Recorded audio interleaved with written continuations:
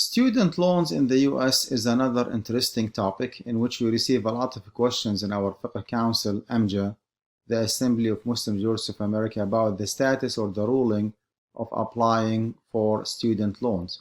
Is it halal or haram to have a student loan? Before I go through details, let me say the following. Nowadays, hundreds of thousands of people are coming to the USA for education purposes, for higher education purposes. It's very prestigious to go back home with a degree from the USA. Most probably, you will be getting a priority over others who do not hold the same level of degree, from the USA.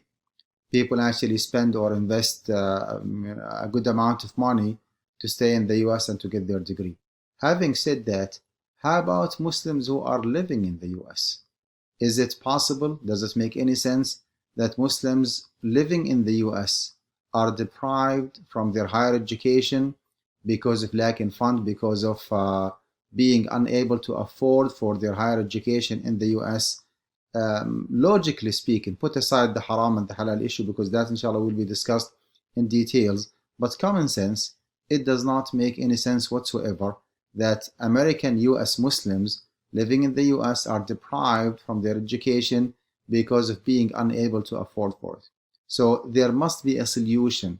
There must be a solution. Legal solution, fiqh solution, haram and halal solution for Muslims living in the US to pursue their higher education. Now, this is the responsibility of the fuqaha or the jurists to find, a reasonable justification for applying for loans, providing that some of those loans are interest-bearing loans, some of them are not, some of them actually are interest-free for a certain period of time.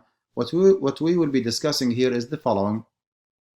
Just introduction to the federal versus private loans to understand the situation before we pass a fatwa on this issue, the classification of subsidized versus unsubsidized loan, and then we'll be discussing the definition of al-darura, the necessity, okay? Especially when it comes to unsubsidized loan, and then based on understanding the proper definition of al-darura or the necessity, maybe we can pass a rule, regarding applying for a student's loan. So let's see what we have here.